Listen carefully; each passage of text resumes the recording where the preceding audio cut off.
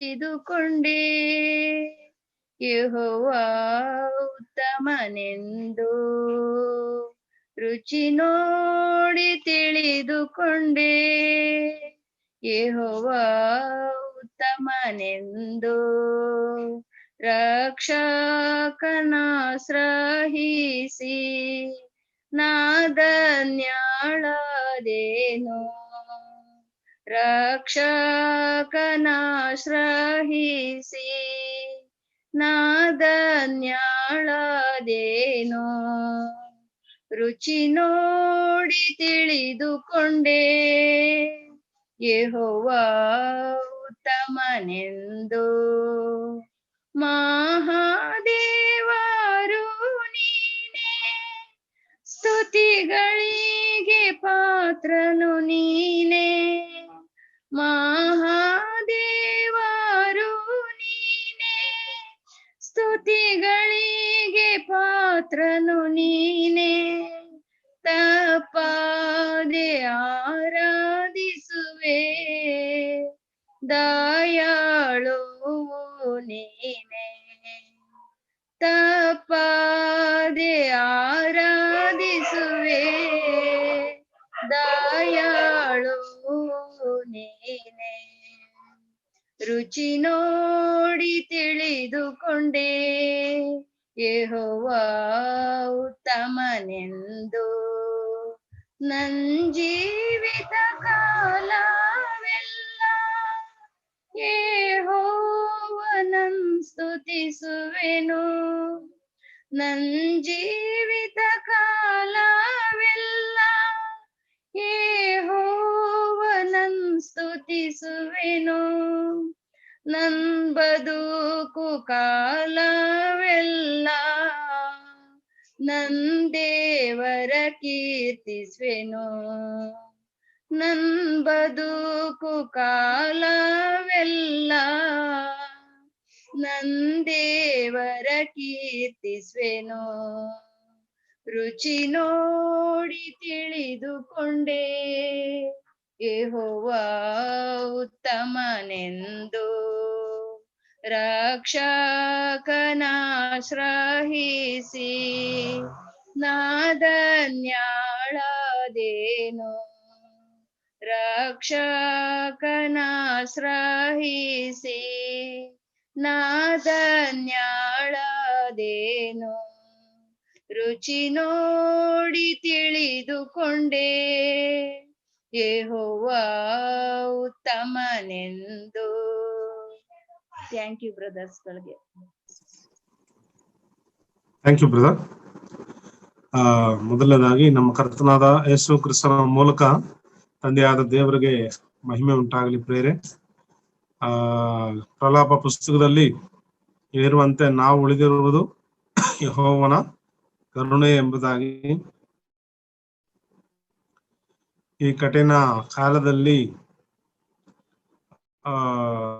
ಅಂದ್ರೆ ಅನಾರೋಗ್ಯಕರವಾದ ಕಾಲದಲ್ಲಿದ್ದೇವೆ, ಅಪಾಯ ಕಾಲದಲ್ಲಿದ್ದೇವೆ.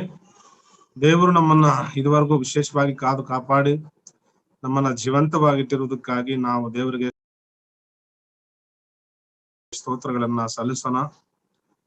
ಆಕ್ಸಿಜನ್ ಸಿಲಿಂಡರ್ಗಳು ಎಷ್ಟೋ ಬೆಲೆ, ಇಷ್ಟು ವರ್ಷ ನಾವು ಗಾಳಿ ಅದ ಮರಗಳ ಮೂಲಕವಾಗಿ ಆಕ್ಸಿಜನ್ ತಗೊಂಡು ಈವರೆಗೂ ಬಂದಿದ್ದೀವಿ. ನಾವು ಎಷ್ಟು ಬೆಲೆ ಅಂದ್ರೆ ಎಷ್ಟೋ ದುಡ್ಡು ಕಟ್ಟಬೇಕು. ಆದ್ರೆ ಅನೇಕ ಎಲ್ಲ ವಿಧವಾಗಿ ನಮಗೆ ದೇವರು ನಮಗೆ ಸರ್ವ ಉಪಕಾರಿಯಾಗಿ ಇಲ್ಲಿವರೆಗೂ ನಮ್ಮನ್ನು ಕಾದು ಕಾಪಾಡುತ್ತಾ ಬಂದಿದ್ದಾನೆ. ಅದಕ್ಕೆ ಸ್ತೋತ್ರ ಉಂಟಾಗ್ಲಿ. ಮತ್ತು ಅನೇಕ ದೇವಜನರು ಕರ್ತನಲ್ಲಿ ನಿದ್ರೆ ಹೋಗಿದ್ದಾರೆ. ಅನೇಕ ದೇವ ಮಕ್ಕಳು ಈಗ ಆಸ್ಪತ್ರೆಯಲ್ಲಿ ಕಷ್ಟಕರವಾದ ಸ್ಥಿತಿಯಲ್ಲಿದ್ದಾರೆ. ಅವರನ್ನ ನಮ್ಮ ಅನುದಿನದ ಪ್ರಾರ್ಥನೆಗಳಲ್ಲಿ ನಾವು ನೆನಪು ಮಾಡಿಕೊಂಡು ಅವ್ರಿಗೆ ಸಹಾಯಕರಾಗಿ ನಾವು ಇರೋಣ. ಮತ್ತು ಆರ್ಥಿಕವಾಗಿ ಹಿಂದುಳಿದ ಸಹೋದರ ಸಹೋದರಿಯರು ಕೂಡ ನಮ್ಮಿಂದ ಆಗುವಷ್ಟು ದೇವರ ಹೆಸರಿನಲ್ಲಿ ಅಂದ್ರೆ ನಾವು ಅವ್ರಿಗೆ ಸಹಾಯಕವಾಗಿ ನಿಂತ್ರೆ ಒಳ್ಳೇದು ಪ್ರೇರೆ. ಇದು ಹೇಗೋ ದೇವರು ತನ್ನ ಮಕ್ಕಳಿಗೆ ತನ್ನ ಮಂದಿಗೆ ಆತನ ಸಹಾಯ ಮಾಡೇ ಮಾಡ್ತಾನೆ. ಸರಿ, ನಮಗೆ ಸ್ವಲ್ಪ ಸಮಯದಲ್ಲಿ ನಾವು ದೇವರ ವಾಕ್ಯಗಳನ್ನ ನೆಹೆಮಿಯ ಗ್ರಂಥ ಕಳೆದ ವಾರಗಳಲ್ಲಿ ನಾವು ನೆಹೆಮಿನ ಗ್ರಂಥದ 1ನೇ ಅಧ್ಯಾಯದ 3ನೇ ವಚನದವರೆಗೂ ನಾವು ವರ್ತಮಾನವನ್ನ ನಾವು ಕೇಳುತ್ತಾ ಬಂದೆವು. ಕಳೆದ ವಾರ ಅದೇ ಪೌಳಿಗೋಡೆ ಕೆಡವಲ್ಪಟ್ಟಿದೆ ಎಂಬುದಾಗಿ, ಬಾಗಿಲುಗಳು ಸುಡಲ್ಪಟ್ಟಿವೆ ಎಂಬುದಾಗಿ, ಮತ್ತು ಅದು ನಿಂದೆಗೆ, ಆ ಜನರು ಕಷ್ಟಕ್ಕೆ ನಿಂದೆಗೆ ಒಳಗಾಗಿದ್ದಾರೆ ಅನ್ನೋ ವಿಚಾರ ನಾವು ನೆನಪು ಮಾಡ್ಕೊಂಡ್ವಿ. ದೇವರು ತಾನೇ ಅವರನ್ನ ಕಷ್ಟ ನಿಂದೆಗಳಿಗೆ ಗುರಿ ಮಾಡದನು, ಅವರ ಪಾಪದ ಫಲದ ನಿಮಿತ್ತವಾಗಿ ಗುರಿ ಮಾಡದನೆಂಬುದಾಗಿ ನಾವು ನೋಡ್ತೀವಿ. ಹಾಗೂ ಪೌಳಿಗೋಡೆ ಅದು ಯೆಶಾಯನ ಗ್ರಂಥ 60ನೇ ಅಧ್ಯಾಯದಲ್ಲಿ 18ನೇ ವಚನ ನಾವು ಓದ್ವಿ. ರಕ್ಷಣೆ ಎಂಬ ಆ ಪೌಳಿಗೋಡೆಗಳೆಂಬುದಾಗಿ ಮತ್ತು ದೇವಸ್ತೋತ್ರಗಳೆಂಬ ಆ ಬಾಗಿಲುಗಳು ಎಂಬುದಾಗಿ ನಾವು ಓದ್ವಿ. ಅದ್ರ ವಿಚಾರವಾಗಿ ಕೂಡ ನಾವು ಕಲಿತಾ ಬಂದೆವು ಪ್ರೇರೆ. ಈಗ ನಾವು ನೆಹೆಮೀಯನ ಗ್ರಂಥದ 1ನೇ ಅಧ್ಯಾಯದ 4ನೇ ವಚನವನ್ನ ನಾವು ಓದಿಕೊಳ್ಳೋಣ. ಸಹೋದರರು ಯಾರಾದ್ರೂ ಓದಿ ನನಗೆ ಸಹಾಯ ಮಾಡಿದ್ರೆ ಒಳ್ಳೆಯದು. ನಾನು ಈ ವರ್ತಮಾನವನ್ನು ಕೇಳಿದಾಗ ನೆಲದ ಮೇಲೆ ಕೂತುಕೊಂಡು ಹತ್ತೆನು. ಕೆಲವು ದಿವಸಗಳವರೆಗೂ ಶೋಕಿಸುತ್ತಾ ಉಪವಾಸವಾಗಿದ್ದು ಪರಲೋಕ ದೇವರ ಮುಂದೆ ವಿಜ್ಞಾಪನೆ ಮಾಡುತ್ತಾ ಇದ್ದೆನು. ಇಲ್ಲಿ ಈ 4ನೇ ವಚನದಲ್ಲಿ ನಾವು ಓದುತ್ತಾ ಇರುವಂತ ವಿಚಾರ ಅಂದ್ರೆ, ಯೆರೆಮೀಯನು ಶೂಷನ್ ಕೋಟೆಯ ಅರಮನೆಯಲ್ಲಿ, ಆ ಶೂಷನ್ ಪಟ್ಟಣದ ಅರಮನೆಯಲ್ಲಿ ಆತನಿದ್ದಾನೆ.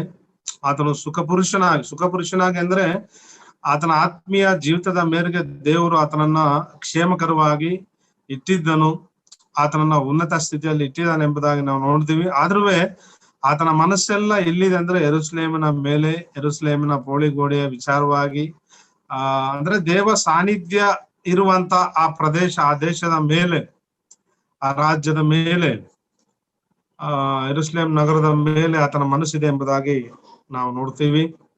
ಹೀಗೆ ಅದರ ಕ್ಷೇಮ ಸಮಾಚಾರವನ್ನು ವಿಚಾರಿಸಿದಂತ ಸಂದರ್ಭದಲ್ಲಿ ಆತನಿಗೆ ಬಂದ ಒಂದು ವರ್ತಮಾನ ಏನಂದ್ರೆ, ಯೆರೂಸಲೇಮಿನ ಪೌಳಿಗೋಡೆ ಅದು ಕೆಡವಲ್ಪಟ್ಟಿದೆ, ಬಾಗಿಲು ಸುಡಲ್ಪಟ್ಟಿದೆ ಎಂಬುದಾಗಿ. ಅಂದ್ರೆ ಈ ವರ್ತಮಾನವನ್ನ ಕೇಳಿದ ಕೂಡಲೇ ನೆಹೆಮೀಯನು ಏನ್ ಮಾಡ್ತಾ ಇದ್ದಾನಂದ್ರೆ, ನೆಲದ ಮೇಲೆ ಕೂತುಕೊಂಡು ಹತ್ತನು ಎಂಬುದಾಗಿ ನಾವಿಲ್ಲಿ ಓದ್ತಾ ಇದೀವಿ. ನಾನೊಂದು ಮಾತು ನಿಮ್ಗೆ ನೆನಪು ಮಾಡ್ತೀನಿ ಪ್ರೇರೆ, ಗೊತ್ತಿರುವಂತ ಅಂಶನೇ. ಅಬ್ಷಾಲೋಮನು ಯುದ್ಧದಲ್ಲಿ ಮಡಿದಾಗ, ಅಂದ್ರೆ ತಂದೆಗೆ ವಿರೋಧವಾಗಿ ಅಬ್ಷಾಲೋಮನು ಯುದ್ಧಕ್ಕೆ ಅಂದ್ರೆ ಆ ಸಿಂಹಾಸನವನ್ನ ಕಿತ್ತುಕೊಳ್ಳಲು ಅಥವಾ ಸ್ವಾಧೀನ ಮಾಡಿಕೊಳ್ಳಲು ಅವನ ಪ್ರಯತ್ನ ಮಾಡಿದಂತ ಸಂದರ್ಭ ಅದು.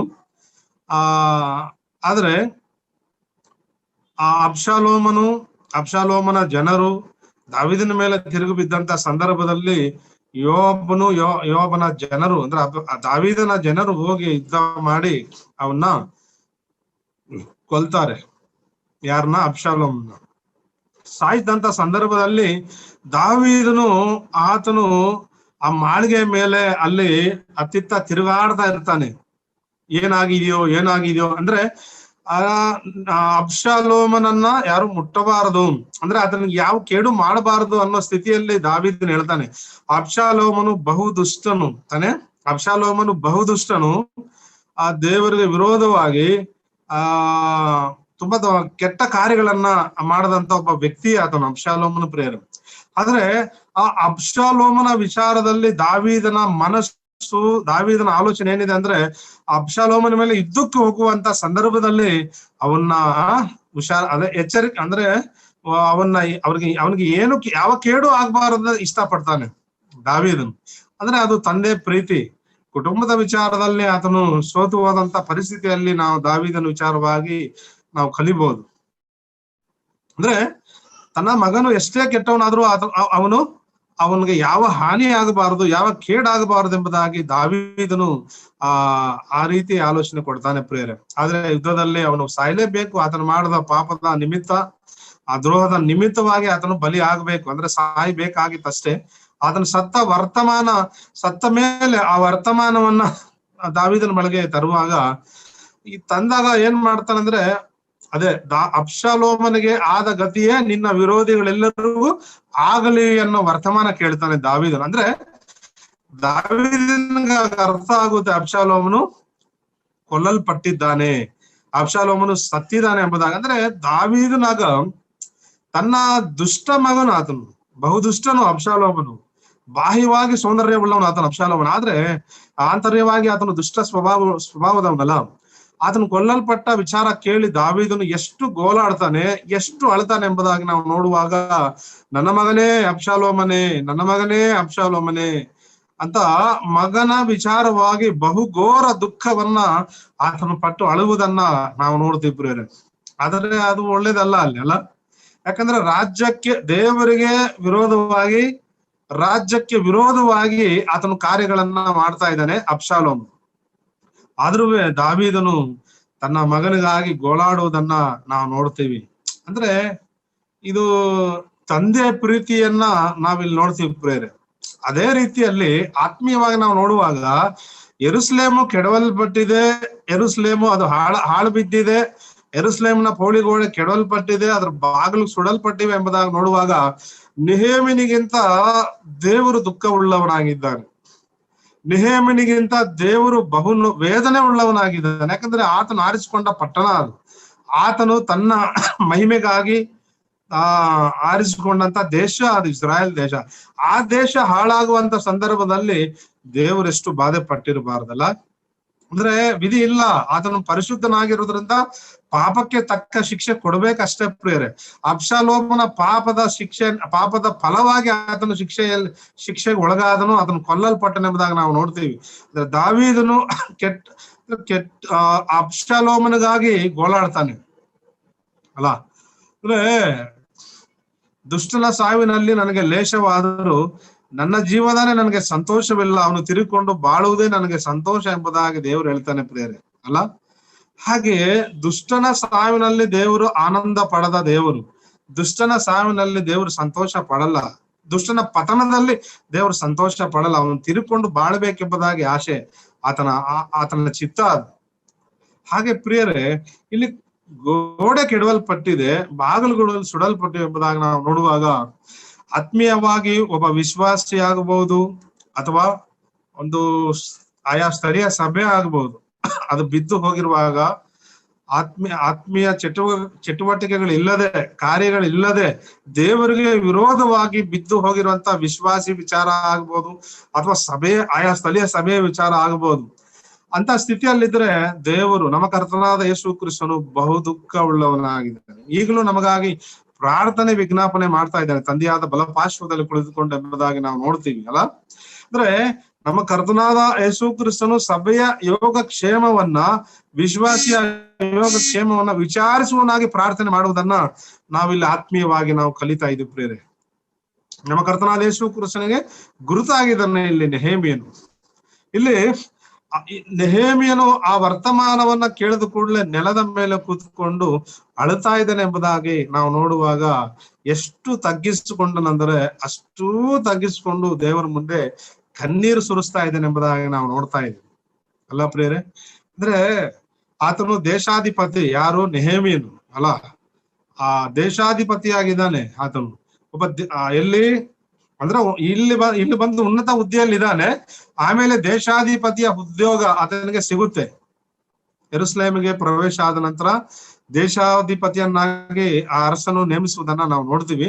ಆದ್ರೂ ಇಲ್ಲಿ ಒಂದು ಉನ್ನತ ಸ್ಥಿತಿಯಲ್ಲಿರುವಂತ ನೆಹೆಮೀಯನು, ಉನ್ನತ ಸ್ಥಾನದಲ್ಲಿರುವಂತ ನೆಹೆಮೀಯನು ನೆಲದ ಮೇಲೆ ಕೂತ್ಕೊಂಡು ಅಳ್ತಾ ಇದ್ದಾನೆ ಎಂಬುದಾಗಿ ನಾವು ನೋಡ್ತಾ ಇದ್ದೀವಿ. ಅಂದ್ರೆ ಆತನು ಎಷ್ಟು ವಿಧೇಯನಾಗಿ, ಎಷ್ಟು ತನ್ನನ್ನು ತಾನು ತಗ್ಗಿಸಿಕೊಂಡು ಅಳ್ತಾ ಇದ್ದಾನೆ ಎಂಬುದಾಗಿ ನಾವು ನೋಡುವಾಗ, ಅಂದ್ರೆ ಆ ಪಟ್ಟಣದ ಮೇಲೆ, ಯೆರೂಸಲೇಮಿನ ಮೇಲೆ ಅಷ್ಟು ಪ್ರೀತಿ ಉಳ್ಳವನಾಗಿದ್ದಾನೆ.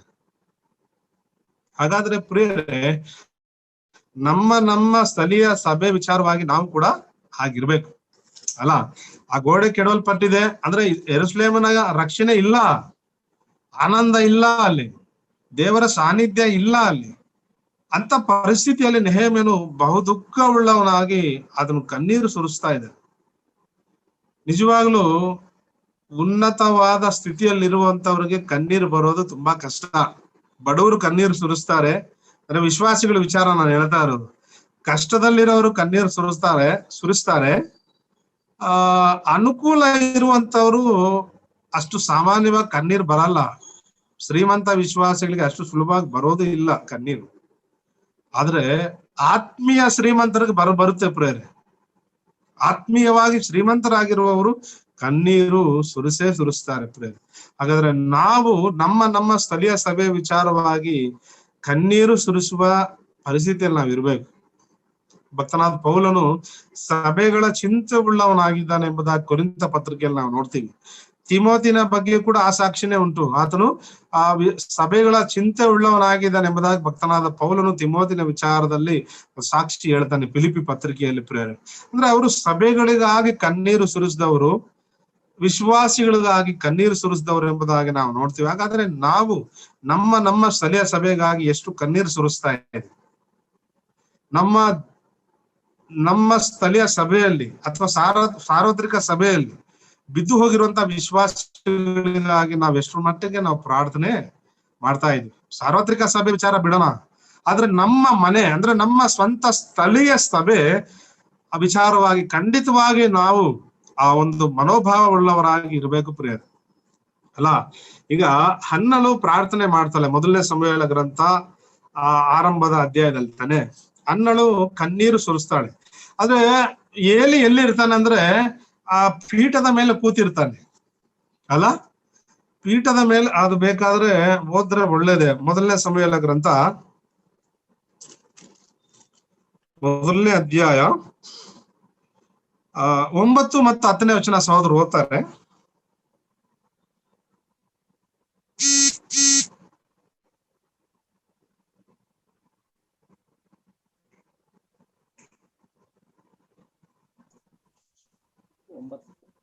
ಆಗ ಅವರು ಶಿಲೋವಿನಲ್ಲಿ ಅನ್ನಪಾನಗಳನ್ನು ತೆಗೆದುಕೊಂಡ ಮೇಲೆ ಹನ್ನಳು ಎದ್ದು ಯಾಜಕರಾದ ಏಲಿಯು ಯೆಹೋವನ ಮಂದಿರ ದ್ವಾರದ ನಿಲುವು ಪಟ್ಟಿಗಳ ಬಳಿಯಲ್ಲಿ ಒಂದು ಪೀಠದ ಮೇಲೆ ಕೂತಿರುವಾಗ ಹೋಗಿ ಬಹು ದುಃಖದಿಂದ ಕಣ್ಣೀರು ಸುರಿಸುತ್ತಾ ಯೆಹೋವನನ್ನು ಕುರಿತು, ಸೇನಾಧೀಶ್ವರನಾದ ಯೆಹೋವನೇ, ನಿನ್ನ ದಾಸಿಯ ದುಃಖವನ್ನು ಪರಾಂಬರಿಸು, ನನ್ನನ್ನು ತಿರಸ್ಕರಿಸದೆ ಕನಿಕರವಿಟ್ಟು ನನಗೊಬ್ಬ ಮಗನನ್ನು ಕೊಡಬೇಕು. ಅವನು ಜೀವದಿಂದಿರುವ ತನಕ ನಿನ್ನವನಾಗಿಯೇ ಇರುವ ಹಾಗೆ ನಿನಗೆ ಪ್ರತಿಷ್ಠಿಸಿ ಕೊಡುವೆನು. ಅವನ ತಲೆಯ ಮೇಲೆ ಕ್ಷೌರ ಕತ್ತಿಯನ್ನು. ಸಾಕು ಇಲ್ಲಿ ಗಮನಿಸಿ ಪ್ರಿಯರೇ, ಇಬ್ಬರ ಪರಿಸ್ಥಿತಿ ನಾವು ನೋಡ್ತಾ ಇದ್ದೀವಿ. ಏಲಿ ಸುಖಾಸನದ ಮೇಲೆ ಕೂತಿದ್ದಾನೆ, ಅಂದ್ರೆ ಪೀಠದ ಮೇಲೆ ಕೂತಿದ್ದಾನೆ. ಹನ್ನ ಕಣ್ಣೀರು ಸುರಿಸಿ ಆತನ ಸಾನ್ನಿಧ್ಯದಲ್ಲಿ ಬಹು ದುಃಖದಿಂದ ಪ್ರಾರ್ಥನೆ ಮಾಡುವುದನ್ನ ನಾವಿಲ್ಲಿ ಓದ್ತಾ ಇದ್ದೀವಿ. ಈಗ ಹನ್ನಳು ಬಹು ದುಃಖದಿಂದ ಪ್ರಾರ್ಥನೆ ಮಾಡ್ತಾ ಇದ್ದಾಳೆ ಎಂಬುದಾಗಿ ನಾವು ನೋಡುವಾಗ ಅದು ಏನಂದ್ರೆ ಪ್ರಿಯರೇ, ಆಕೆಯ ಬಂಜೆ ಅಲ್ಲ ಅಥವಾ ಆಕೆಯ ಸವತಿ ಆಕೆಯನ್ನ ಪೀಡಿಸ್ತಾ ಇದ್ದಾಳೆ. ಪೆನಿನಳಲ್ಲ, ಪ್ರತಿ ವರ್ಷ ಆಕೆಯನ್ನ ಗೋಳಾಡಿಸ್ತಾ ಇದ್ದಾಳೆ, ಹಿಂಸಿಸ್ತಾ ಇದ್ದಾಳೆ. ಆಕೆ ಹಿಂಸಿಸ್ತಾ ಇದ್ದಾಳೆ ಅಂತ ಆಕೆ ಪ್ರಾರ್ಥನೆ ಮಾಡ್ತಾ ಇಲ್ಲ. ಆದ್ರೆ ಈ ಸಮುವೇಲ ಗ್ರಂಥದಲ್ಲಿ ಆ ದಿನಗಳೆಂತಾವಂದ್ರೆ ಆ ದೀಪ ಆರಿ ಹೋಗುವಂತ ಸಂದರ್ಭ, ಕಾಲ. ದರ್ಶನಗಳಿಲ್ಲ, ದೇವ ದರ್ಶನಗಳಿಲ್ಲ ಅಲ್ಲ, ವಾಕ್ಯ ಹೇಳುವಂತವ್ರು ಇಲ್ಲ, ದೇವ ದರ್ಶನಗಳಿಲ್ಲ, ದೀಪ ಆರಿ ಹೋಗುವಂತ ಸಂದರ್ಭ ಅದು ಪ್ರೇರೆ. 3ನೇ ಅಧ್ಯಾಯದಲ್ಲಿ ನಾವು ನೋಡ್ತೀವಿ, ಇದೇ ಸಮುವೇಲ ಗ್ರಂಥ 3ನೇ ಅಧ್ಯಾಯದಲ್ಲಿ ನಾವು ನೋಡ್ತೀವಿ ಆ ದೀಪ ಆರಿ ಹೋಗುವಂತ ಸಂದರ್ಭ ಪ್ರೇರೆ. ಅಂದ್ರೆ ಹೇಗಾದ್ರೂ ಮಾಡಿ ಆ ದೀಪವನ್ನ ಬೆಳಗಿಸಬೇಕು. ಅಂದ್ರೆ ಆ ದೀಪವನ್ನ ಬೆಳಗಿಸಬೇಕಂದ್ರೆ ಹೇಗಾದ್ರೂ ಮಾಡಿ ದೇವರು ತನ್ನ ಮಹಿಮೆ ಹೊಂದಬೇಕು. ನಮ್ಮ ದೇಶದಲ್ಲಿ ಆ ದೇವರಿಗೆ ವಿರೋಧವಾದ ಕಾರ್ಯಗಳು ನಡೀತಾ ಇದೆ ಎಂಬುದಾಗಿ ಆಕೆ ಬಹು ಸುಖದಿಂದ ಪ್ರಾರ್ಥನೆ ಮಾಡ್ತಾ ಇದ್ದಾಳೆ, ಬಹು ನೋವಿನಿಂದ ಪ್ರಾರ್ಥನೆ ಮಾಡ್ತಾ ಇದ್ದಾಳೆ ಎಂಬುದಾಗಿ ನಾವು ನೋಡ್ತೀವಿ. ಆ ಏಲಿ ಮಕ್ಕಳು ವ್ಯಭಿಚಾರ ಮಾಡ್ತಾ ಇದ್ದಾರೆ.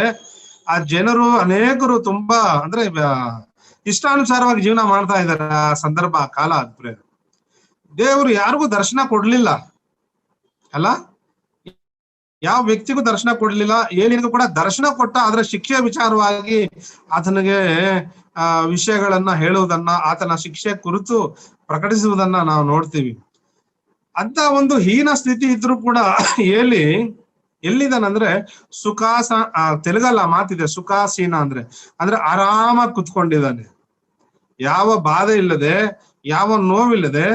ಇಸ್ರಾಯೇಲ್ ಅಂದ್ರೆ ಆಲಯದಲ್ಲಿ ದೀಪ ನಿತ್ಯ ಬೆಳಗಬೇಕಾಗಿರುವಂತ ದೀಪ ಆರಿ ಹೋಗುವ ಸ್ಥಿತಿಯಲ್ಲಿದೆ. ಅಲ್ಲಿ ಆತನು ಮಾತ್ರ ನೆಮ್ಮದಿಯಾಗಿ ಕೂತಿದ್ದಾನೆ. ಆತನಿಗೆ ಯಾವುದೇ ಚಿಂತೆ ಇಲ್ಲ, ಯಾವುದೇ ನೋವಿಲ್ಲ, ಯಾವುದೇ ದುಃಖವಿಲ್ಲ ಪ್ರೇರೆ.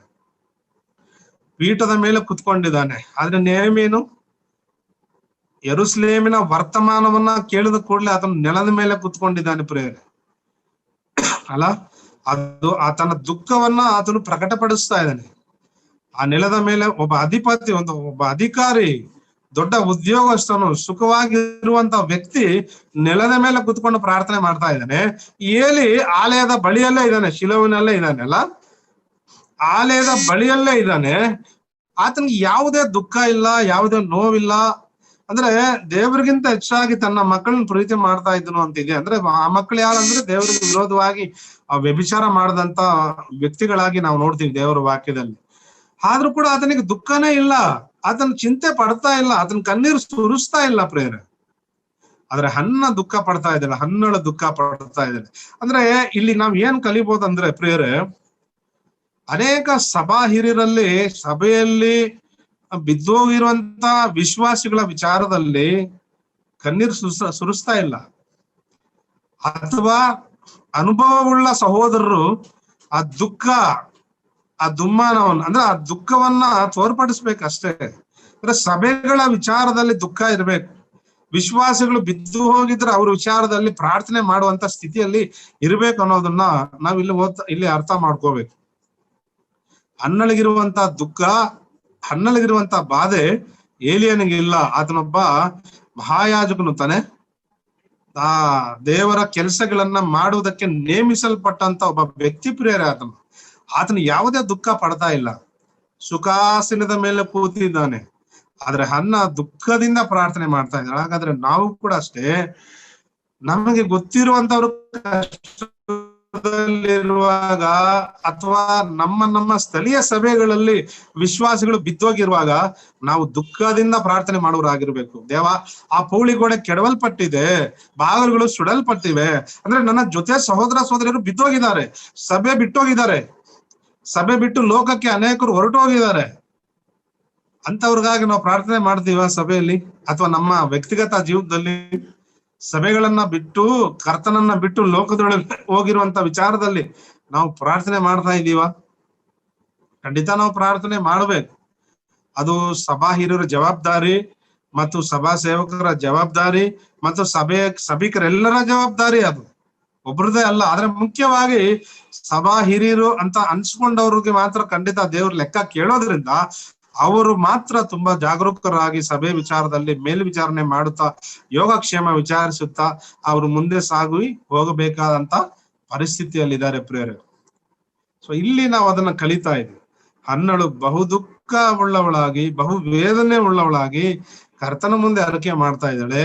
ಅದನ್ನು ಸುಖಾಸೀನದ ಮೇಲೆ, ಅಂದ್ರೆ ಪೀಠದ ಮೇಲೆ ಕೂತಿದ್ದಾನೆ.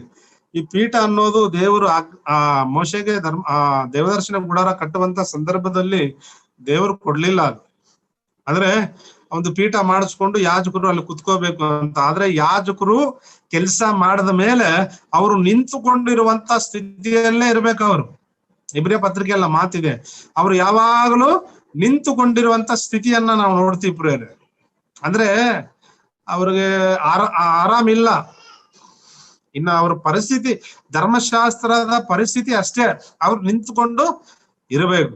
ಆದ್ರೆ ನಮ್ಮ ಕರ್ತನಾದ ಯೇಸು ಕ್ರಿಸ್ತನು ಪರಲೋಕದಲ್ಲಿ ಆತನು ಹೋಗಿ ಆತನ ತಂದೆಯ ಬಲಪಾರ್ಶ್ವದಲ್ಲಿ ಕೂತ್ಕೊಂಡು ಈಗಲೂ ನಮಗಾಗಿ ಪ್ರಾರ್ಥನೆ ವಿಜ್ಞಾಪನೆಗಳನ್ನ ಮಾಡ್ತಾ ಇದ್ದಾನೆ. ವ್ಯಕ್ತಿಗತವಾಗಿ ನಮ್ಮ ಹೆಸರು ಹೇಳಿ ಪ್ರಾರ್ಥನೆ ಮಾಡ್ತಾ ಇದ್ದಾನೆ ನಮ್ಮ ಕರ್ತನಾದ ಯೇಸು ಕ್ರಿಸ್ತನು. ನಮ್ಮ ವ್ಯಕ್ತಿಗತವಾಗಿ ನಮ್ಮ ಹೆಸರು ಹೇಳಿ, ನಮ್ಮ ಸಭೆಗಳ ಹೆಸರು ಹೇಳಿ ನಮ್ಮ ಕರ್ತನಾದ ಯೇಸು ಕ್ರಿಸ್ತನ ತಂದೆಯಾದ ಬಲಪಾರ್ಶ್ವದಲ್ಲಿ ಆತನು ಕುಳಿತು ಪ್ರಾರ್ಥನೆ ಮಾಡ್ತಾ ಇದೆ. ಸ್ಟೆಫೇನನು ಸಾಯುವಂತ ಸಂದರ್ಭದಲ್ಲಿ ಎದ್ದು ನಿಲ್ತಾನೆ ನಮ್ಮ ಕರ್ತನಾದ ಯೇಸು ಕ್ರಿಸ್ತನ. ಅದು ಬೇರೆ ವಿಚಾರ. ಅದು ಹೀಗೆ ನಾವು ನಮ್ಮ ಸ್ಥಳೀಯ ಸಭೆಗಳಿಗಾಗಿ ಪ್ರಾರ್ಥನೆ ಮಾಡೋ ಸ್ಥಿತಿಯಲ್ಲಿ ನಾವು ಇರ್ಬೇಕು ಪ್ರೇರೆ. ಅನೇಕ ಸಾರಿ ನಮ್ಮ ವ್ಯಕ್ತಿಗತ ಜೀವಿತ, ನಾವು ಕಷ್ಟದಲ್ಲಿದ್ದೇವೆ, ನಷ್ಟದಲ್ಲಿದ್ದೇವೆ, ಸಾಲದ ಬಾಧೆಯಲ್ಲಿದ್ದೇವೆ ಅಲ್ಲ, ನಮ್ಗೆ ಆ ಕಷ್ಟ ಇದೆ, ಈ ಕಷ್ಟ ಇದೆ, ಹಾಗಾಗಿ ನಮಗಾಗಿ ನಾವು ಕಣ್ಣೀರು ಸುರಿಸ್ತೇವೇನೋ? ಸಭೆಗಾಗಿ ಕಣ್ಣೀರು ಸುರಿಸ್ತೀವ? ಸಭೆಯ ವಿಶ್ವಾಸಿಗಳಿಗಾಗಿ ನಾವು ಕಣ್ಣೀರು ಸುರಿಸ್ತೀವ? ಖಂಡಿತವಾಗಿ ಅಂತ ಪ್ರಾರ್ಥನೆಯನ್ನ ದೇವರು ಮೆಚ್ತಾನೆ ಪ್ರಿಯರೇ. ಅಂತ ಪ್ರಾರ್ಥನೆಗೆ ದೇವರು ಸದುತ್ತರವನ್ನ ಕೊಡ್ತಾನೆ ಪ್ರಿಯರೇ. ಅಂತ ಕಣ್ಣೀರಿಗೆ ಬೆಲೆ ಸಿಗುತ್ತೆ ಪ್ರಿಯರೇ. ಅಂತ ಕಣ್ಣೀರಿಗೆ ಖಂಡಿತವಾಗಿ ದೇವರು ಬೆಲೆ ಕಟ್ತಾನೆ. ನನ್ನ ಕಣ್ಣೀರನ್ನ ನಿನ್ನ ಬುದ್ದಲಿಯಲ್ಲಿ ತುಂಬಿಸಿಟ್ಟುಕೊಂಡಿದ್ದಿ ಅಂತ ಭಕ್ತನು ಹೇಳ್ತಾನೆ, ಕೀರ್ತನೆ ಹೇಳ್ತಾನೆ. ಅಂದ್ರೆ ಆ ಕಣ್ಣೀರು ಲೆಕ್ಕ ಇದೆ ದೇವರ ಹತ್ರ ಪ್ರಿಯರೇ, ಆ ಕಣ್ಣೀರು ಲೆಕ್ಕ ಇದೆ. ಒಂದೊಂದು ಡ್ರಾಪ್ ಕಣ್ಣೀರು ಕೂಡ ದೇವರು ಅದನ್ನ ನೆನಪು ಮಾಡ್ಕೊಂತಾನೆ ಇಲ್ವಾ? ಹಾಗಾದ್ರೆ ಪ್ರಿಯರೇ, ನಾವು ದೇವರ ಸಭೆಗಳ ವಿಚಾರವಾಗಿ ನಾವು ಚಿಂತೆ ಉಳ್ಳವರಾಗಿ, ಭಾರ ಉಳ್ಳವರಾಗಿ, ಕಣ್ಣೀರು ಸುರಿಸುವವರು ಉಳ್ಳವರಾಗಿ ನಾವು ಪ್ರಾರ್ಥನೆ ಮಾಡ್ಬೇಕು. ನೆಹೆಮೀಯನು ಒಬ್ಬ ದೊಡ್ಡ ಅಧಿಕಾರಿ, ಆತನು ತುಂಬಾ ಅರಮನೆಯಲ್ಲಿರುವಂತ ಒಬ್ಬ ವ್ಯಕ್ತಿ ಆತನು. ಆದ್ರೆ ಆತನು ನೆಲದ ಮೇಲೆ ಕುತ್ಕೊಂಡು ಪ್ರಾರ್ಥನೆ ಮಾಡ್ತಾ ಇದ್ದಾನಂದ್ರೆ ಅದು ದೀನತೆಯನ್ನ ತೋರಿಸುತ್ತೆ. ಮತ್ತು ತನ್ನನ್ನು ತಾನು ತಗ್ಗಿಸಿಕೊಂಡು ಯೆರೂಸಲೇಮಿನ ವಿಚಾರವಾಗಿ ಬಾಧೆ ಉಳ್ಳವನಾಗಿ, ದುಃಖ ಉಳ್ಳವನಾಗಿ ಪ್ರಾರ್ಥನೆ ಮಾಡ್ತಾ ಇದ್ದಾನೆ. ಅದೇ ತರ ಹನ್ನ ಕೂಡ ಅಷ್ಟೇ, ದೀಪ ಆರಿ ಹೋಗ್ತಾ ಇದೆ ಇಸ್ರಾಯೇಲ್ನ ಆ ಮಂದಿರದಲ್ಲಿ, ಆ ದೀಪವನ್ನ ಬೆಳಗಿಸಬೇಕು ಅಂತ ಪ್ರಾರ್ಥನೆ ಮಾಡ್ತಾಳೆ. ಆ ದೀಪವನ್ನ ಬೆಳಗಿಸುವುದ ಯಾರಂದ್ರೆ ಸಮುವೇಲ. ನನಗೊಬ್ಬ ಮಗನನ್ನು ಕೊಡು ದೇವರೇ, ನಾನು ನಿನಗೂ ಕೊಡ್ತೇನೆ. ಈ ದೇಶದಲ್ಲಿ, ಇಸ್ರಾಯೇಲ್ ದೇಶದಲ್ಲಿ ಮತ್ತೆ ನಿನ್ನ ದರ್ಶನಗಳು ಸಿಗಬೇಕು, ನಿನ್ನ ದೇವದರ್ಶಕರು ಇರಬೇಕು, ನಿನ್ನ ವಾಕ್ಯಗಳು ಪ್ರಕಟವಾಗಬೇಕು ಅನ್ನೋ ಸ್ಥಿತಿಯಲ್ಲಿ ಹನ್ನಳು ಆ ರೀತಿ ಪ್ರಾರ್ಥನೆ ಮಾಡಿ ಆ ಸದುತ್ತರವನ್ನ ಪಡ್ಕೊಳ್ಳುವುದನ್ನ ನಾವು ಓದ್ತೀವಿ. ಹೀಗೆ ಪ್ರಾರ್ಥನೆಗೆ ದೇವರು ಸದುತ್ತರ ಕೊಡುವಂತವನು ಪ್ರಿಯರೇ. ಅದು ದೇವರ ಚಿತ್ತಾನುಸಾರವಾಗಿರೋ ಮಾಡುವಂತ ಪ್ರಾರ್ಥನೆ ಖಂಡಿತವಾಗಿ ದೇವರು ಫಲ ಕೊಡ್ತಾನೆ ಪ್ರಿಯರೇ. ಅಂತ ಪ್ರಾರ್ಥನೆ ನಾವು ಮಾಡ್ಬೇಕು. ನಮಗಾಗಿ ಕೂಡ ಪ್ರಾರ್ಥನೆ ಮಾಡ್ಕೋಬೇಕು, ನಮಗಾಗಿ, ನಮ್ಮ ಮಕ್ಕಳಿಗಾಗಿ ಕೂಡ ಪ್ರಾರ್ಥನೆ ಮಾಡ್ಬೇಕು, ಇಲ್ಲ ಅಂತ ಹೇಳ್ತಾ ಇಲ್ಲ. ಅದೇ ತರ ನಮ್ಮ ಸಭೆಗಳಿಗಾಗಿ, ನಮ್ಮ ಸ್ಥಳೀಯ ಸಭೆಗಳಿಗಾಗಿ ಕೂಡ ನಾವು ಪ್ರಾರ್ಥನೆ ಮಾಡುವಂತವರಾಗಿದ್ದರೆ ನಮಗೆ ಮೇಲು ಪ್ರಿಯರೇ. ಹೀಗೆ ನೆಲದ ಮೇಲೆ ಕೂತ್ಕೊಂಡು ಅಂದ್ರೆ ನನ್ಗೊಂದು ಸನ್ನಿವೇಶ ಗುರುತು ಬರ್ತಾ ಇದೆ. ದಾವೀದನು ಕೂಡ 2 ಸಮುವೇಲ 12ನೇ ಅಧ್ಯಾಯದಲ್ಲಿ ಆತನು ನೆಲದ ಮೇಲೆ ಬಿದ್ದುಕೊಂಡು ಪ್ರಾರ್ಥನೆ ಮಾಡ್ತಾ ಇರ್ತಾನೆ. ಏನಕ್ಕೆ ನೆಲದ ಮೇಲೆ ಬಿದ್ದುಕೊಂಡು ಪ್ರಾರ್ಥನೆ ಮಾಡ್ತಾ ಇದ್ದಾನಂದ್ರೆ, ದಾವೀದನು ಬತ್ಷೆಬೆಯನ್ನ ಆಕೆಯೊಟ್ಟಿಗೆ ಆತನು ಪಾಪ ಮಾಡ್ತಾನೆ. ಬತ್ಷೆಬೆ ಪಾಪ ಅಲ್ಲ, ಅದು ದಾವೀದನ ಪಾಪ. ಆ ಪಾಪದ ಫಲವಾಗಿ ಒಂದು ಮಗು ಹುಟ್ಟಿರುತ್ತಲ್ಲ, ಊರಿನ ಹೆಂಡತಿಯಲ್ಲಿ ಒಂದು ಮಗು ಹುಟ್ಟಿರುತ್ತೆ ದಾವೀದನಿಗೆ. ಆ ಪಾಪದ ವಿಚಾರವಾಗಿ ಆತನು ದುಃಖ ಪಟ್ಟು, ಪಶ್ಚಾತ್ತಾಪ ಪಟ್ಟು ಆತನು ನೆಲದ ಮೇಲೆ ಬಿದ್ದುಕೊಂಡು ಸುಮಾರು ದಿನಗಳು ಅಲ್ಲಿ ಪ್ರಾರ್ಥನೆಯಲ್ಲಿ ಇರ್ತಾನೆ. ಅದು ಆ ದಾವೀದನ ಪಾಪದ ನಿಮಿತ್ತ ನೆಲದ ಮೇಲೆ ಬಿದ್ದುಕೊಂಡಿದ್ದಾನೆ. ದಾವೀದನ ಪಾಪದ ನಿಮಿತ್ತವಾಗಿ ನೆಲದ ಮೇಲೆ ಬಿದ್ದುಕೊಂಡಿದ್ದಾನೆ. ಅಂದ್ರೆ ಅನೇಕ, ಒಂದು ವೇಳೆ ಆತನು ಪಾಪ ಮಾಡಿ ಸಿಂಹಾಸನದ ಮೇಲೆ ಕೂತಿಲ್ಲ, ಆತನು ಪಾಪ ಮಾಡಿ ಸಿಂಹಾಸನದ ಮೇಲೆ ಆನಂದವಾಗಿಲ್ಲ. ದಾವೀದನು ತನ್ನ ಪಾಪದ ವಿಚಾರವಾಗಿ ಪಶ್ಚಾತ್ತಾಪಪಟ್ಟು ನೆಲದ ಮೇಲೆ ಮಲಿಕೊಂಡಿದ್ದಾನೆ, ನೆಲದ ಮೇಲೆ ಬಿದ್ದುಕೊಂಡಿದ್ದಾನೆ. 2 ಸಮುವೇಲ 12ನೇ ಅಧ್ಯಾಯದಲ್ಲಿ ಮಾತುಗಳಿದೆ ಪ್ರಿಯರೇ.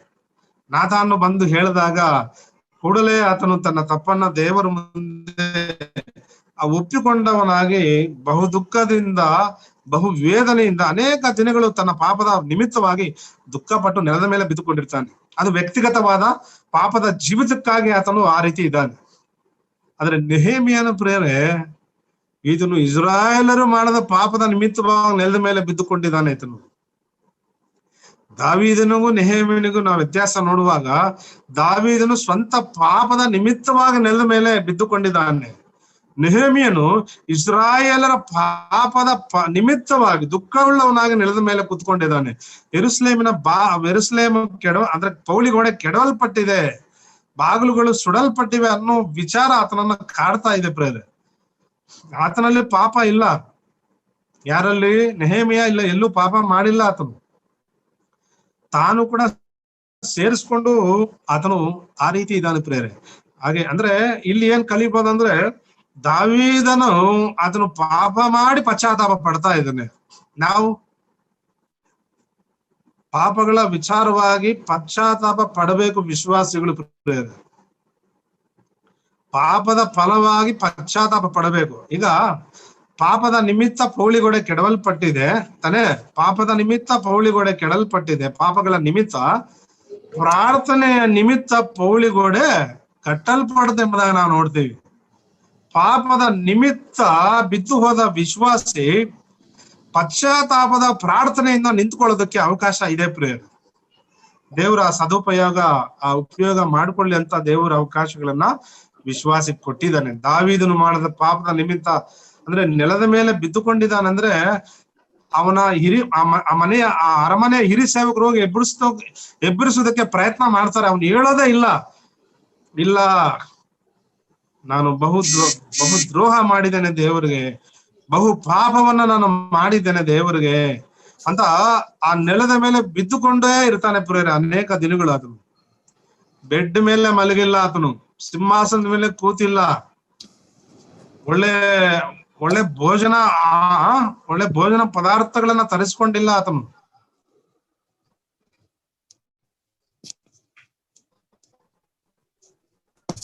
ತಾನೆ ಈಗ ದಾನಿಯೇಲನನ್ನ ಸಿಂಹಗಳ ಗವಿಗೆ ಹಾಕಲ್ಪಟ್ಟಂತ ಸಂದರ್ಭ ಅದು. ಆಗ ಇದ್ದಂತ ಅರಸನು ಏನ್ ಮಾಡ್ತಾನೆ ಹೇಳಿ, ಆ ದಿನ ರಾತ್ರಿ ಯಾವುದೇ ಒಂದು ಪಾರ್ಟಿ ಮಾಡ್ಲಿಲ್ಲ, ಯಾರನ್ನು ಕರೆಸ್ಕೊಂಡು ಅಲ್ಲಿ ದೊಡ್ಡ ಪಾರ್ಟಿ ಮಾಡ್ಲಿಲ್ಲ. ಆತನ ಎಲ್ಲವನ್ನ ಹೊರಗಡೆ ಕಳಿಸ್ತಾನೆ, ಯಾರು ಇರಬೇಡಿ. ತಾನೊಬ್ಬನೇ ನಿದ್ರೆ ಇಲ್ಲದವನಾಗಿ, ದುಃಖ ಉಳ್ಳವನಾಗಿ, ಬಾಧೆ ಉಳ್ಳವನಾಗಿದ್ದಾನೆ ದಾನಿಯೇಲನ ವಿಚಾರವಾಗಿ. ಯಾಕಂದ್ರೆ ಒಬ್ಬ ಒಳ್ಳೆಯ ವ್ಯಕ್ತಿಯನ್ನ, ದೇವರ ಭಕ್ತನನ್ನ ಸಿಂಹಗಳ ಗವಿಗೆ ಹಾಕ್ಲೇಬೇಕಾಯ್ತು. ಆತನ ಪರಿಸ್ಥಿತಿ ಬೇರೆ ಇರ್ಲಿಲ್ಲ ಪ್ರಿಯರು, ಬೇರೆ ಮಾರ್ಗ ಇರ್ಲಿಲ್ಲ ಆತನಿಗೆ. ದಾನಿಯೇಲನನ್ನ ಸಿಂಹಗಳ ಗವಿಗೆ ಹಾಕದ ಮೇಲೆ ಆತನ ದುಃಖ ಉಳ್ಳವನಾಗಿದ್ದಾನೆ. ಒಬ್ಬ ಅನ್ಯನ ಆತನಲ್ಲ, ಒಬ್ಬ ಅನ್ಯ ಅರಸನು ಆತನು. 6ನೇ ಅಧ್ಯಾಯದಲ್ಲಿದೆ ದಾನಿಯೇಲ ಗ್ರಂಥದಲ್ಲಿ. ಒಬ್ಬ ಅನ್ಯ ಅರಸನು ದುಃಖ ಉಳ್ಳವನಾಗಿದ್ದಾನೆ. ಅಂದ್ರೆ ಒಬ್ಬ ದಾನಿಯೇಲನೆಂಬ ಭಕ್ತನನ್ನ ಸಿಂಹಗಳ ಗವಿಗೆ ಹಾಕಿ ಆ ರಾತ್ರಿ ಎಲ್ಲ ಯಾವುದೇ ಒಂದು ವಿಜೃಂಭಣೆಯಿಂದ ಆತನು ಇಲ್ಲ ಪ್ರಿಯರು, ಆತನು ದುಃಖ ಉಳ್ಳವನಾಗಿದ್ದಾನೆ. ಒಬ್ಬ ಒಳ್ಳೆ ಭಕ್ತನನ್ನ ನಾನು ಕಳ್ಕೊಂಡಲ್ಲ ಅನ್ನೊಂದು ಬಾಧೆ ಇದೆ ಆತನಿಗೆ. ಆದ್ರೆ ಅನೇಕ ವಿಶ್ವಾಸಿಗಳು ಎಂತವ್ರ ಇದಾರಂದ್ರೆ, ಒಬ್ಬ ಒಳ್ಳೆ ಸಹೋದರನ್ನ ಕಳ್ಕೊಂಡ್ರೆ ದುಃಖ ಪಡೋರು ಇಲ್ಲ, ಕಣ್ಣೀರು ಸುರಿಸೋರು ಇಲ್ಲ ಪ್ರಿಯರ್, ನೋವು ಪಡೋರು ಇಲ್ಲ ಪ್ರಿಯರ್. ಇಲ್ಲ, ಅನ್ಯ ಅರಸನು ದುಃಖ ಪಡ್ತಾ ಇದ್ದಾನೆ, ಒಬ್ಬ ವ್ಯಕ್ತಿಯನ್ನ, ಭಕ್ತನನ್ನ ಕಳ್ಕೊಂಡಿದ್ದಾನಲ್ಲ ಅಂತ. ಈಗ ಯೋಸೇಫನನ್ನ ಬಾವಿಗೆ ಹಾಕಿದ್ರು ತಾನೆ, ಯಾರು ಸ್ವಂತ ಅಣ್ಣಂದ್ರೆ ಬಾವಿಗೆ ಹಾಕಿದ್ರು ಅಂದ್ರೆ ಪಾಪ ಮಾಡಿದ್ರು, ದೇವರಿಗೆ ವಿರೋಧವಾದ ಕಾರ್ಯ ಅಲ್ಲಿ ಮಾಡಿದ್ರು. ಯೋಸೇಫನು ಬಹು ದುಃಖದಲ್ಲಿದ್ದಾನೆ, ಇವ್ರು ಎಂಜಾಯ್ ಮಾಡ್ತಾ ಇದ್ದಾರೆ, ಮೇಲೆ ಕುತ್ಕೊಂಡು ಭೋಜನ ಪದಾರ್ಥಗಳನ್ನ ತಿನ್ನುಕೊಂಡು ಆರಾಮಾಗಿದ್ದಾರೆ. ಅವನ್ ಹೆಂಗಾದ್ರೆ ಏನಾದ್ರೆ ಏನು, ಅವನ್ ಹಾಳಾದ್ರೆ ಏನು, ಅವನ್ ಸತ್ರೆ ನಮಗೇನು ಅನ್ನೋ ಸ್ಥಿತಿಯಲ್ಲಿ ಇದ್ದಾರೆ ಯೋಸೇಫನ ಅಣ್ಣಂದಿರು. ಒಬ್ಬ ವ್ಯಕ್ತಿಯನ್ನ ಕೊಲ್ಲುವಷ್ಟು ನೀಚ ಸ್ಥಿತಿಗೆ ಇಳಿಜಾರಿದ್ದಾರೆ. ಯೋಸೇಫನ ವಿಚಾರವಾಗಿ ಅವ್ರ ಬಾಧೆ ಇಲ್ಲ, ಯೋಸೇಫನ ವಿಚಾರವಾಗಿ ಅವ್ರು ನೋವು ಪಡ್ತಾ ಇಲ್ಲ. ಈತನು ಉತ್ತಮವಾದ ಭಕ್ತನು, ಉತ್ತಮವಾದ ಶ್ರೇಷ್ಠ ಭಕ್ತನೇ ಇದನು. ದೇವರಿಗೆ ದೇವರ ಪ್ರೀತಿಗೆ, ದೇವರ ದಯೆಗೆ ಪಾತ್ರನಾದ ಒಬ್ಬ ಯೋಸೇಫನನ್ನ ಅವ್ರು ಏನ್ ಮಾಡ್ತಾ ಇದಾರೆ ಅಂದ್ರೆ, ನೀರಿಲ್ಲದ ಗುಂಡಿ ಒಳಗೆ ದೊಬ್ಬಿ ಸಾಯಿಸುವ ಕೆಲಸದಲ್ಲಿದ್ದಾರೆ. ಅವರಲ್ಲಿ ದುಃಖ ಇಲ್ಲ, ಅವ್ರ ದುಮ್ಮಾನ ಇಲ್ಲ, ಅವರಲ್ಲಿ ಬಾಧೆ ಇಲ್ಲ, ಅವರು ನೆಮ್ಮದಿಯಾಗಿ ಊಟ ಮಾಡ್ತಾ ಇದ್ದಾರೆ. ಆದ್ರೆ ದಾನಿಯೇಲನನ್ನ ಸಿಂಹಗಳ ಗವಿ ಹಾಕದಂತ ಅರಸನು, ಅನ್ಯ ಅರಸನು ಪ್ರಿಯರೇ, ಆತನು ಎಷ್ಟು ನೋವು ಪಡ್ತಾ ಇದ್ದಾನೆ, ಎಷ್ಟು ದುಃಖ ಪಡ್ತಾ ಇದ್ದಾನೆ.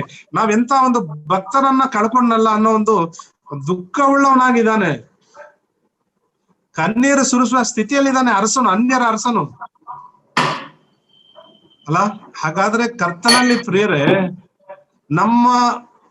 ನಮ್ಮ ಸ್ಥಳೀಯ ಸಭೆಗಳಲ್ಲಿ ನಮ್ಮ ಪಾತ್ರ ಏನಾಗಿದೆ? ಆ ಸಹೋದರು ಕುಮಾರ್ ಅವರು ಇದು ಮ್ಯೂಟ್ ಮಾಡ್ಕೊಳ್ಳಿ, ಡಿಸ್ಟರ್ಬೆನ್ಸ್ ಆಗ್ತಾ ಇದೆ. ನಮ್ಮ ಸ್ಥಳೀಯ ಸಭೆಗಳಲ್ಲಿ ನಾವು ಹೇಗಿದ್ದೀವಿ ಅಲ್ಲ? ಯೋಸೇಫನನ್ನ ಕಳ್ಕೊಂಡ್ರು ಅವ್ರು ದುಃಖ ಪಡ್ತಾ ಇಲ್ಲ, ದಾನಿಯೇಲನನ್ನ ಕಳ್ಕೊಂಡ ಒಬ್ಬ ಅನ್ಯನು ದುಃಖ ಪಡ್ತಾ ಇದ್ದಾನೆ. ಅದು ದೇವರ ಪ್ರೀತಿ ಪ್ರಿಯರೇ. ಸ್ವಂತದವರು ನಿರಾಕರಿಸಿದ್ರು ಅದು ಬೇರೆ ವಿಚಾರ. ಹಾಗಾದ್ರೆ ಇಲ್ಲಿ ನಾವು ನೋಡುವಾಗ ಕರ್ತನಲ್ಲಿ ಪ್ರಿಯರೇ, ನೆಹೆಮ್ಯನು ದುಃಖ ಪಡ್ತಾ ಇದ್ದಾನೆ, ದಾವೀದನು ತನ್ನ ಸ್ವಂತ ಪಾಪದ ವಿಚಾರವಾಗಿ, ಪಾಪದ ಫಲವಾಗಿ ದುಃಖ ಪಡ್ತಾ ಇದ್ದಾನೆ ದಾವೀದನು. ಅನೇಕರು ಪಾಪದಲ್ಲಿದ್ದಾಗ ನೆಮ್ಮದಿಯಾಗಿರ್ತಾರೆ ಅಂದ್ರೆ ದೇವರಲ್ಲಿ ಪಶ್ಚಾತ್ತಾಪ ಪಡಲ್ಲ, ದೇವರಲ್ಲಿ ದುಃಖ ಪಡಲ್ಲ, ದೇವರಲ್ಲಿ ನೋವು ಪಡಲ್ಲ. ನಂದು ಹಿಂಗಾಯ್ತಲ್ಲ, ನಂದು ಹಿಂಗ ಆಗ್ಬಿಡ್ತಲ್ಲ, ತಮಗಾಗಿ ಕೂಡ ಪ್ರಾರ್ಥನೆ ಮಾಡದ ಪರಿಸ್ಥಿತಿಯಲ್ಲಿ ಇರ್ತಾರೆ ವಿಶ್ವಾಸಿಗಳು. ದಾವೀದನು ನೆಲದ ಮೇಲೆ ಬಿದ್ದುಕೊಂಡಿದ್ದ, ತನ್ನ ಪಾಪದ ಫಲವಾಗಿ ಕಣ್ಣೀರು ಸುರಿಸುತ್ತಾ ಊಟ ಮಾಡದೆ ಪಶ್ಚಾತ್ತಾಪಪಟ್ಟು ತೀರಿಕೊಂಡ ತನ್ನ ವ್ಯಕ್ತಿಗತ ಜೀವಿತಕ್ಕಾಗಿ. ಆದ್ರೆ ನೆಹೆಮೀಯನು ಯೆರೂಸಲೇಮಿನ ವಿಚಾರವಾಗಿ ದುಃಖವುಳ್ಳವನಾಗಿದ್ದಾನೆ, ಕಣ್ಣೀರು ಸುರಿಸುವವನಾಗಿದ್ದಾನೆ. ಅದು ನೆಲದ ಮೇಲೆ ಕೂದುಕೊಂಡು, ಅಂದ್ರೆ ಅದು ತಗ್ಗುವಿಕೆಯನ್ನ ತೋರಿಸುತ್ತೆ. ತನ್ನನ್ನು ತಗ್ಗಿಸಿಕೊಂಡು ಆತನು ಪ್ರಾರ್ಥನೆ ಮಾಡುವುದನ್ನ ನಾವು ನೋಡ್ತೀವಿ ಪ್ರೇರೆ ಅಲ್ಲ. ಇಲ್ಲಿ ಆ ವರ್ತಮಾನವನ್ನ ಕೇಳಿದ ಕೂಡಲೇ ಶೋಕಿಸುತ್ತಾ ದುಃಖವುಳ್ಳವನಾಗಿದ್ದಾನೆ ಪ್ರೇರೆ. ಹಾಗಾದ್ರೆ ಇತ್ತೀಚಿನ ದಿನಗಳಲ್ಲಿ ಸಭೆಗಳ ಪರಿಸ್ಥಿತಿ ಏನಾದ್ರೂ ಚೆನ್ನಾಗಿದೆಯಾ? ನಮ್ಮ ಸ್ಥಳೀಯ ಸಭೆಗಳ ಪರಿಸ್ಥಿತಿ ಚೆನ್ನಾಗಿದೆಯಾ? ಖಂಡಿತವಾಗಿ ನಾವು ಆಲೋಚನೆ ಮಾಡ್ಬೇಕು ಪ್ರಿಯರೇ. ಲವೋದಿಕೀಯ ಸಭೆಗೆ ಸಂಬಂಧಪಟ್ಟ ಕಾಲ ಇದು. ಆತ್ಮೀಯತೆ ಇಲ್ಲ, ನಂಬಿಕೆ ಇಲ್ಲ, ಪರಿಶುದ್ಧತೆ ಇಲ್ಲ, ಐಕ್ಯತೆ ಇಲ್ಲ, ದೇವರ ವಾಕ್ಯಗಳಿಲ್ಲ, ಸುವಾರ್ತೆ ಇಲ್ಲ. ಈ ಅನೇಕ ಕಾರಣಗಳಿವೆ. ಈ ಎಲ್ಲಾ ಕಾರಣಗಳಿಗೋಸ್ಕರ ನಾವು ನಮ್ಮ ಸ್ಥಳೀಯ ಸಭೆಯಲ್ಲಿ ನಾವು ಕಣ್ಣೀರು ಸುರಿಸಿ ಪ್ರಾರ್ಥನೆ ಮಾಡಿದ್ರೆ ದೇವರು ನಮ್ಮ ಸಭೆಯನ್ನ, ವಿಶೇಷವಾಗಿ ನಮ್ಮ ಸ್ಥಳೀಯ ಸಭೆಯನ್ನ ಬಲಪಡಿಸ್ತಾನೆ, ನಮ್ಮ ಸ್ಥಳೀಯ ಸಭೆಯನ್ನ ನಿಲ್ಲಿಸ್ತಾನೆ, ನಮ್ಮ ಸ್ಥಳೀಯ ಸಭೆಯನ್ನ ಎತ್ತಿ ತೋರಿಸ್ತಾನೆ ಪ್ರೇಯರ್. ಇಲ್ಲಿ ಆಮೋಸ ಗ್ರಂಥದಲ್ಲಿ ಒಂದು ಮಾತಿದೆ, ಅದು ಓದೋಣ. 6ನೇ ಅಧ್ಯಾಯ, ದಾನಿಯೇಲ ಗ್ರಂಥ ಆದ ನಂತರ ಬರುವಂತ ಪುಸ್ತಕ. ಆಮೋಸನ ಗ್ರಂಥ 6ನೇ ಅಧ್ಯಾಯ 1ನೇ ವಚನ ಓದಿ. ಅಯ್ಯೋ, ಚಿಯೋನಿನಲ್ಲಿ ನೆಮ್ಮದಿಯಾಗಿರುವವರ ಗತಿಯನ್ನು ಏನೆಂದು ಹೇಳಲಿ? ಪ್ರಮುಖ ಜನಾಂಗದಲ್ಲಿ ಹೆಸರುಗೊಂಡು ಇಸ್ರಾಯೇಲರ ನ್ಯಾಯ ವಿಚಾರಕರಾಗಿ ಸಮಾರ್ಯದ ಬೆಟ್ಟದಲ್ಲಿ ನಿಶ್ಚಿಂತರಾಗಿರುವವರ ಪಾಡನ್ನು ಎಂತದ್ದೆನ್ನಲಿ? ಸಾಕು. ಇಲ್ಲಿ ಪ್ರಮುಖ ಜನಾಂಗರಲ್ಲಿ ಹೆಸರುಗೊಂಡ ಇಸ್ರಾಯೇಲರ ನ್ಯಾಯ ವಿಚಾರಕರಾಗಿ ಸಮಾರ್ಯ ಬೆಟ್ಟದಲ್ಲಿ ನಿಶ್ಚಿಂತರಾಗಿರುವ ಪಾಡನ್ನು ಏನ್ ಹೇಳಲಿ? ಇಲ್ಲಿ ನಾಯಕರು ಇವರು ಹೆಂಗಿದಾರೆ ಅಂದ್ರೆ, ಅವ್ರ ಪರಿಸ್ಥಿತಿ, ಸಮಾರ್ಯ ಸ್ಥಿತಿ ಕೆಟ್ಟೋಗಿದೆ, ವಿಗ್ರಹಾರಾಧನೆ ಒಳಗಾಗಿದೆ, ಪಾಪದಿಂದ ತುಂಬಲ್ಪಟ್ಟಿದೆ, ದೇವರಿಗೆ ವಿರೋಧವಾದ ಕಾರ್ಯಗಳಿಂದ ತುಂಬಲ್ಪಟ್ಟಿದೆ ಅದು. ಆದ್ರೆ ಅಲ್ಲಿ ನಾಯಕರು ಹೆಂಗಿದಾರಂದ್ರೆ ನಿಶ್ಚಿಂತೆಯಾಗಿದಾರಂತೆ. ಅವ್ರಿಗೆ ಯಾವುದೇ ಭಾರ ಇಲ್ಲ, ಯಾವುದೇ ನೋವಿಲ್ಲ, ಯಾವುದೇ ದುಃಖ ಇಲ್ಲ, ನಿಶ್ಚಿಂತೆಯಾಗಿದ್ದಾರೆ ಪ್ರಿಯರೇ. ಅವರು ತುಂಬಾ ನಿಶ್ಚಿಂತೆಯಾಗಿದ್ದಾರೆ. ಅವರು ಎಷ್ಟು ತಪ್ಪುತಾನೆ ಇದು ಅಂದ್ರೆ, ಸ್ಥಿತಿಗತಿಗಳನ್ನ ಕಂಡು ನಿಶ್ಚಿಂತೆಯಾಗಿದ್ದೀವ? ನಮ್ಮ ಮನೆಯಲ್ಲಿ ತೊಂದರೆ ಆದಾಗ ನಮ್ಗೆ ಎಷ್ಟು ಬಾಧೆ ಅಲ್ಲ. ಗಂಡ ಹೆಂಡತಿಯರ ನಡುವೆ ಬಿರುಕು ಬಂದಾಗ, ತಂದೆ ತಾಯಿ ಮಕ್ಕಳ ಮಧ್ಯೆ ಬಿರುಕು ಬಂದಾಗ ನಮ್ಮ ಮನೆಯಲ್ಲಿ ಎಷ್ಟು ನೋವು ಪಡ್ತೀವಿ, ಎಷ್ಟು ದುಃಖ ಪಡ್ತೀವಲ್ಲ. ಆದ್ರೆ ಸಭೆಯಲ್ಲಿ ಏನಾದ್ರೂ ತೊಂದರೆಗಳಾದಾಗ ನಾವು ದುಃಖ ಪಡ್ತೀವ?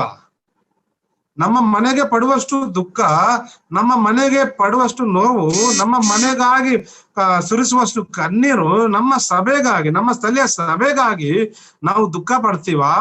ನಾವು ಕಣ್ಣೀರು ಸುರಿಸ್ತಾ ಇದ್ದೀವ? ನಾವು ನೋವು ಪಡ್ತಾ ಇದ್ದೀವ? ನೆಹೆಮೀಯನು ಅದು ಮಾಡ್ತಾ ಇದ್ದಾನೆ ಪ್ರೇರೆ. ಕಣ್ಣೀರು ಸುರಿಸ್ತಾ ಇದ್ದಾನೆ, ಗೋಳಾಡ್ತಾ ಇದ್ದಾನೆ ಪ್ರೇರೆ. ಆತನಲ್ಲಿ ಯಾವ ಪಾಪನೂ ಇಲ್ಲ, ಗೋಳಾಡ್ತಾ ಇದ್ದಾನೆ. ಆದ್ರೆ ಇಲ್ಲಿ ಆ ನಾಯಕರು ನಿಶ್ಚಿಂತೆಯಿಂದ ಇದ್ದಾರೆ ಸಮಾರ್ಯದ ಪರಿಸ್ಥಿತಿಯಲ್ಲಿ. ದೇವರ ಶಿಕ್ಷೆ ಗುರಿಯಾಗಿದ್ದಾರೆ ಅವರು. ಆದ್ರೂ ಕೂಡ ಆರಾಮಾಗಿದ್ದಾರೆ, ಏನೂ ಗೊತ್ತಿಲ್ಲದೆ ಇರೋವ್ರ ತರ ಆರಾಮಾಗಿದ್ದಾರೆ ಪ್ರೇರೆ.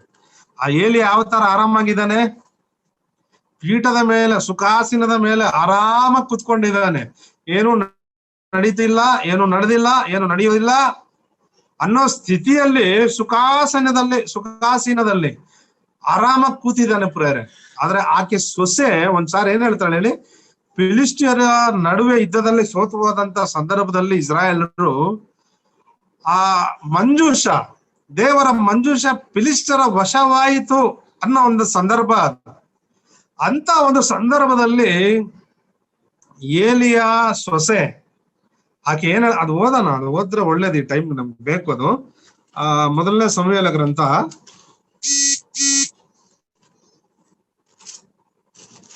1 ಮೊದಲನೇ ಸಮಯದ ಗ್ರಂಥ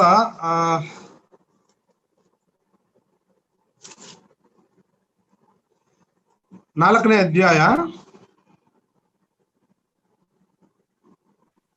19ನೇ ವಚನದಿಂದ ಸಹೋದರರು ಓದ್ತಾರೆ. ಫಿನೆಹಾಸನ ಹೆಂಡತಿಯಾದ ಅವನ ಸೊಸೆಯು ದಿನ ತುಂಬಿದ ಗರ್ಭಿಣಿಯಾಗಿದ್ದು, ದೇವರ ಮಂಜೂಷವು ಶತ್ರು ವಶವಾದದ್ದನ್ನು ಮಾವನು ಗಂಡನು ಅಥವಾ ರಾದದ್ದನ್ನು ಕೇಳಿದೊಡನೆ ಪ್ರಸವ ವೇದನೆ ಉಂಟಾಗಿ ಮಗುವನ್ನು ಎತ್ತಳು. ಆಕೆಯು ಸಾಯುವ ಸಮಯದಲ್ಲಿ ಬಳಿಯಲ್ಲಿ ನಿಂತಿದ್ದ ಸ್ತ್ರೀಯರು, ಭಯಪಡಬೇಡ, ಮಗನನ್ನು ಎತ್ತಿದ್ದಿ ಎಂದು ಹೇಳಿದರು. ಆಕೆಯು ಅವರ ಮಾತಿಗೆ ಲಕ್ಷ್ಯ ಕೊಡಲಿಲ್ಲ, ಪ್ರತ್ಯುತ್ತರ ಕೊಡಲಿಲ್ಲ. ದೇವರ ಮಂಜೂಷವು ಶತ್ರು ವಶವಾದದರಿಂದಲೂ ಮಾವನು ಗಂಡನು ಮೃತ್ಯು ಹೊಂದಿದರಿಂದಲೂ ಮಹಿಮೆಯು ಇಸ್ರಾಯೇಲರನ್ನು ಬಿಟ್ಟು ಹೋಯಿತೆಂದು ಹೇಳಿ ಆ ಕೂಸಿಗೆ ಇಕಾಬೋದ್ ಎಂದು ಹೆಸರಿಟ್ಟಳು. ದೇವರ ಮಂಜೂಷವು ಶತ್ರು ವಶವಾದದರಿಂದಲೇ ಇಸ್ರಾಯೇಲರ ಮಹಿಮೆಯು ಹೋಯಿತೆಂದು ಹೇಳಿದಳು.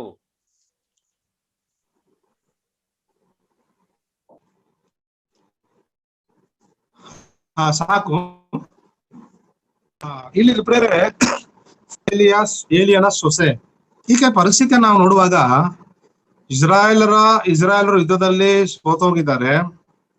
ದೇವರ ಮಂಜೂಷ ಫಿಲಿಷ್ಟಿಯರ ಕೈವಶವಾಗಿದೆ ಅಲ್ಲ, ಫಿಲಿಷ್ಟಿಯರ ಕೈವಶವಾಗಿದೆ. ಆಕೆ ಗರ್ಭಿಣಿ, ಗರ್ಭಿಣಿ, ಮಗುವನ್ನ ಹೆರುವಂತ ಸಂದರ್ಭ.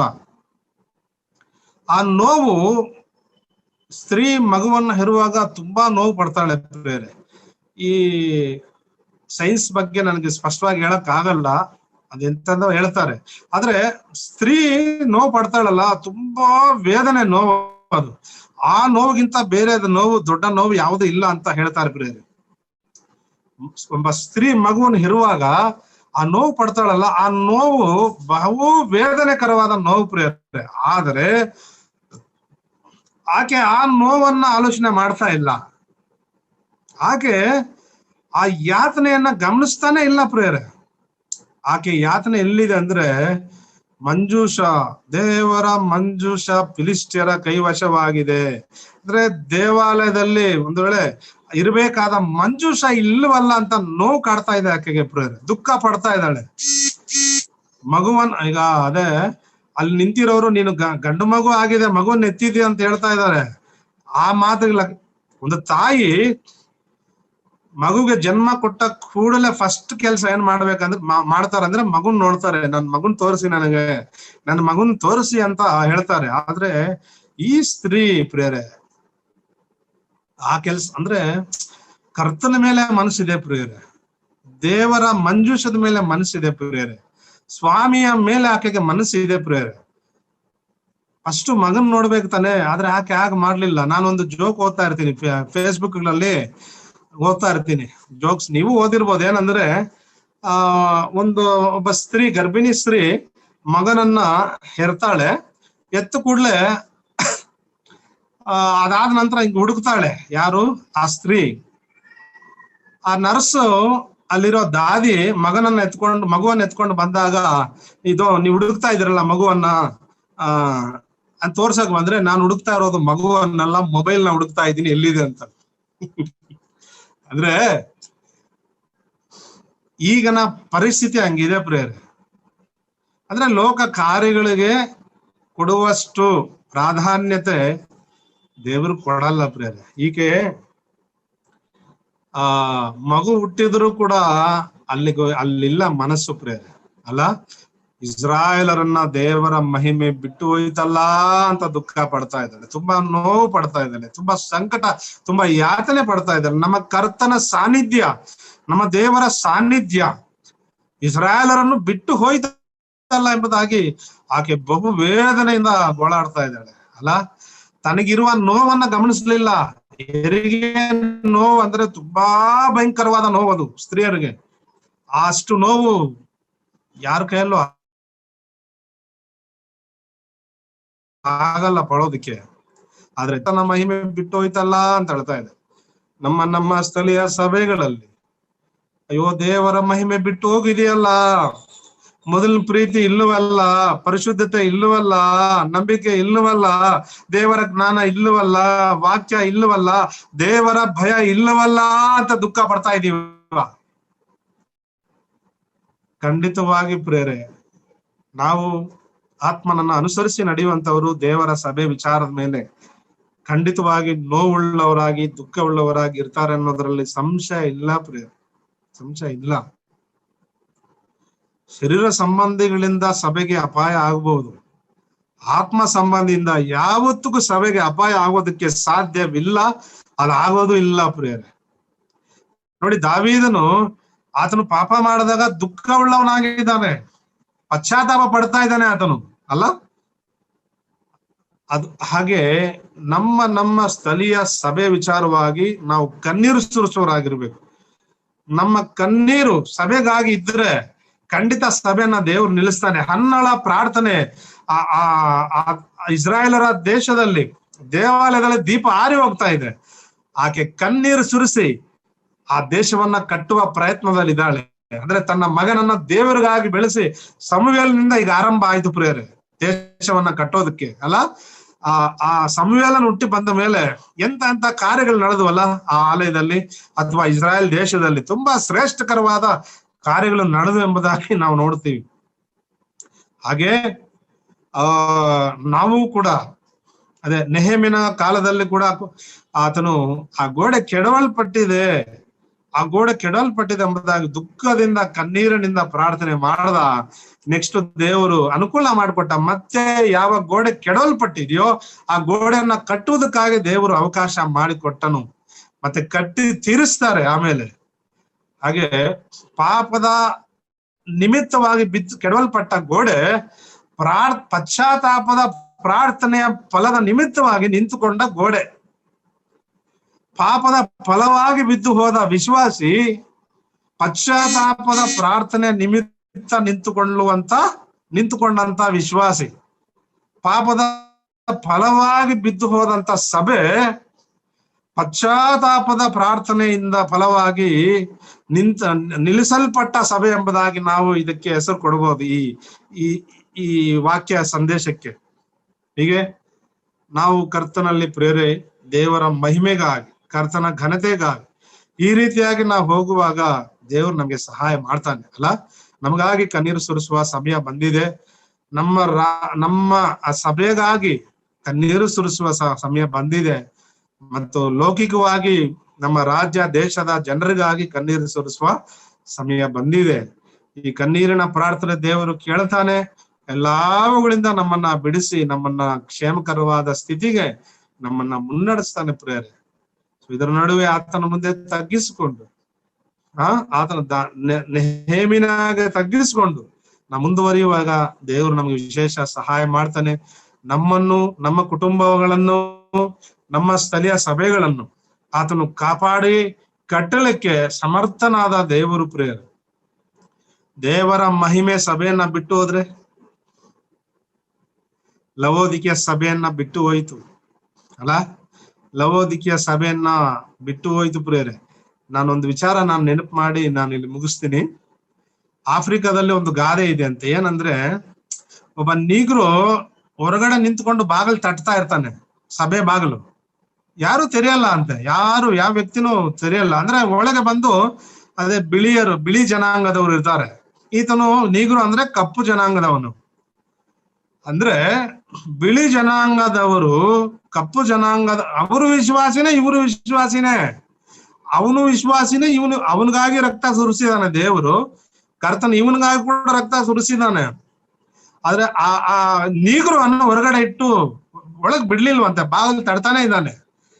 ಯೇಸು ಅಲ್ಲಿ ಒಂದು ಸ್ವರ ಕೇಳಿಸ್ತಂತೆ ಆತನಿಗೆ, ಏನು ಭಯ ಪಡಬೇಡ, ಹೆದರ್ಬೇಡ, ನಾನ್ ನಿನ್ ಜೊತೆಯಲ್ಲಿ ಇದ್ದೀನಿ ಅಂತ. ಆತನ ತಿರುಗಿ ನೋಡಿದ್ರೆ ಆ ನೀಗ್ರು ಯೇಸು ಸ್ವಾಮಿ ಅಂತೆ. ಆಗ ಸ್ವಾಮಿ ಹೇಳಿದ್ರಂತೆ, ಅವ್ರು ನನ್ನನ್ನೇ ಒಳಗೆ ಬಿಟ್ಟಿಲ್ಲ, ನನ್ನನ್ನೇ ಆಚೆ ತಳ್ಳಿಬಿಟ್ಟಿದ್ದಾರೆ, ನಿನ್ನ ಬಿಡ್ತಾರ, ನೀನ್ ಇಲ್ಲೇ ನನ್ ಜೊತೆ ಇರು ಅಂತ ದೇವ್ರು ಹೇಳಿದ್ರ. ಸೊ ಅದು ವಿಷಯ ಪ್ರಿಯರೇ. ಸಭೆಯಲ್ಲಿ ದೇವರ ಮಹಿಮೆ ನಿಲ್ಲಬೇಕು.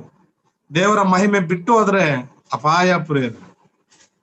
ಕರ್ತನ ಮಹಿಮೆ ನಿಲ್ಲಬೇಕು, ಕರ್ತನಿಗೆ ಮಹಿಮೆ ಬರಬೇಕು, ಮನುಷ್ಯರಿಗಲ್ಲ, ವ್ಯಕ್ತಿಗಳಿಗಲ್ಲ. ನಾನು ಸಭಾ ಹಿರಿಯನಾದ್ರೆ ಏನು, ನಾನು ದೊಡ್ಡ ಸೇವಕನಾದ್ರೆ ಏನು, ನಾನು ದೊಡ್ಡ ಐಶ್ವರ್ಯವುಳ್ಳವನಾದ್ರೆ ಏನು. ಸಭೆಯಲ್ಲಿ ಅದೆಲ್ಲ ಇಲ್ಲ. ದೇವರಿಗೆ ಮಹಿಮೆ ಬರಬೇಕು, ಕರ್ತನಿಗೆ ಮಹಿಮೆ ಬರಬೇಕು. ಸಭೆಯನ್ನ ದೇವರ ಮಹಿಮೆ ಬಿಟ್ಟು ಹೋಗಬಾರದು. ಆ ರೀತಿ ಕಾಪಾಡ್ಕೊಳ್ಳೋಣ. ಹೀಗೆ ನೆಹೆಮೀಯನ ಪ್ರಾರ್ಥನೆ ಆ ಗೋಡೆಯನ್ನ ಕಟ್ಟುವ ಕಾರ್ಯಕ್ಕೆ ನಡೆಸು, ಆ ಫಲ ಸಿಕ್ಕಿತು. ಸೊ ಇದು ವಿಷಯ. ಇನ್ನು ಮುಂದಿನ ದಿನಗಳಲ್ಲಿ ದೇವರ ಚಿತ್ತವಾದ್ರೆ ಕರ್ತನ ನಮ್ಮನ್ನ ತನ್ನ ಬರೋನ ತಡವಾಗಿ ನಾವು ಇರೋದಾದ್ರೆ ಆದ್ರೆ ಇನ್ನೂ ಹೆಚ್ಚಿನ ಕಾರ್ಯಗಳನ್ನ ವಿಷಯಗಳನ್ನ ನಮ್ಗೆ ಕಲಿಸ್ಕೊಡ್ಲಿ. ಮತ್ತು ದೇವರ ನಾಮಕ್ಕೆ ನಾನು ಸ್ತೋತ್ರ ಸಲ್ಲಿಸ್ತೇನೆ. ಈ ವಾರ ಕೂಡ ನನಗೆ ವಾಕ್ಯ ಅವಕಾಶ ಕೊಟ್ಟಂತ ಪ್ರಿಯರಿಗೆ ಲೀಡ್ ಮಾಡ್ತಾ ಇರುವಂತ ಸಹೋದರನ ಹೆಸರು ನನಗೆ ಗೊತ್ತಿಲ್ಲ. ಮೇ ಬಿ ಪ್ರದೀಪ್ ಇರಬಹುದೇನೋ. ಲೀಡ್ ಮಾಡ್ತಾ ಇರುವಂತ ಮತ್ತು ರೆಕಾರ್ಡಿಂಗ್ ಮಾಡ್ತಾ ಇರುವಂತ ಪ್ರಿಯ ಸಹೋದರಿಗೆ ಮತ್ತು ನೆರೆದು ಬಂದಿದ್ದು ವಾಕ್ಯ ಕೇಳಿದಂತ ಎಲ್ಲಾ ಪ್ರಿಯರಿಗೂ ಯೇಸು ಕ್ರಿಸ್ತನ ಹೆಸರಿನಲ್ಲಿ ನಾನು ವಂದನೆಗಳನ್ನು ಸಲ್ಲಿಸ್ತಾ ಈ ಮಾತುಗಳನ್ನ ನಾನು ಮುಗಿಸ್ತಾ ಇದ್ದೇನೆ. ಯೇಸು ಸ್ವಾಮಿಗೆ ಮಹಿಮೆ ಉಂಟಾಗಲಿ. ಆಮೇನ್.